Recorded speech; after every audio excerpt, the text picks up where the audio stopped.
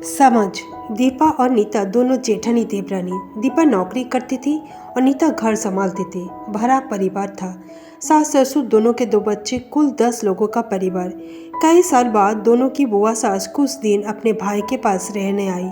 सुबह उठते ही बुआ जी ने देखा दीपा जल्दी जल्दी अपने काम निपटा रही थी। नीता ने सबका नाश्ता टिफिन बनाया, जिसे दीपा ने सबको परोसा। टिफिन पैक किया और चली गई ऑफिस।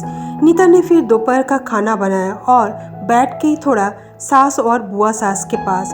बुआ जी से रहा नहीं गया तो बोली, छोटी बहू, तेरी जेठनी तो अच्छा हुक्म चलाती है तुझ पर। सुबह से देख रही हूँ रसोई घर में तू लगी है और वो महारानी दिखावा करने के लिए सबको नाश्ता परोस रही थी, जैसे उसी ने बनाया हो।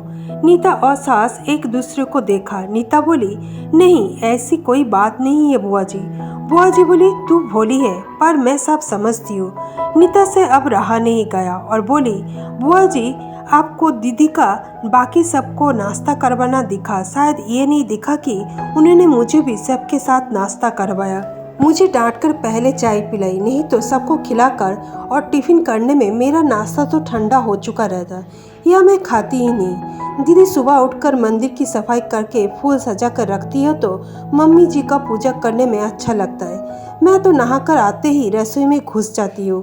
शाम को आते हुए दीदी सब्जियाँ भी लेकर आती है, क्योंकि आपके भतीजों को रात लेट हो जाती है, तब ताज़ी सब्जियाँ नहीं मिलती। ऑफिस में कितने मेहनत करनी पड़ती है, फिर ऑफिस में काम करके आकर रात को खाना बनाने में मेरी मदद करती है। वो मेरी जेठानी नहीं, मेरी बड़ी बहन है। मैं नहीं समझूंगी तो कौन समझेगा।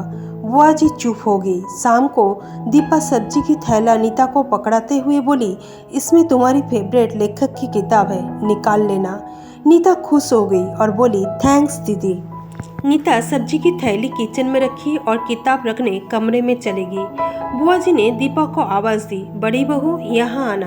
दीपा बोली, जी बुआ जी। बुआ जी बोली, तुम इतनी मेहनत करके कमाती हो और ऐसे फालतू किताब में पैसे बर्बाद करती हो, वो भी अपनी देवरानी के लिए।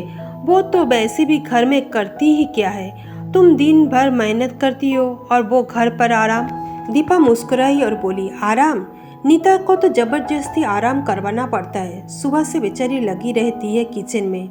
सबकी अलग अलग पसंद, 4 बच्चों का टिफिन सब बनाती है, वो भी प्यार से। सुबह की चाय पीने का भी सुध नहीं रहता उसे। दोपहर को जब बच्चे आते हैं फिर उनका खाना, उनकी पढ़ाई सब वही देखती है। वो है इसलिए मुझे ऑफिस में बच्चों की चिंता नहीं रहती। मैं अपना पूरा ध्यान ऑफिस में लगा पाती हूँ। कुछ दिन पहले ही प्रमोशन मिला है। मम्मी पापा की दवाई कब ख़त्म हुई, कब लानी है, उसे पता है। रिश्तेदारों के यहाँ कब फंक्शन है, क्या देना है, सब ध्यान रहता है उसे। घर संभालना कोई छोटी बात नहीं है।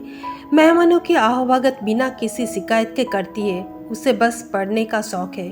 फिर मैं अपनी छोटी बहन की छोटी सी इच्छा पूरी नहीं करूँगी तो कौन करेगा। बुआ जी की बोलती फिर बंद हो गई।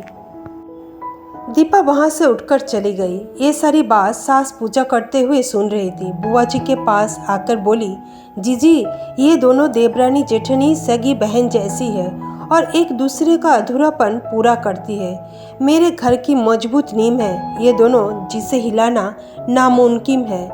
ऐसी बातें तो कई लोगों ने दोनों को पढ़ानी चाहिए, पर मजाल है दोनों ने सामने वालों के ही बोलती बंद न की हो। और सास मुस्कुरा दी।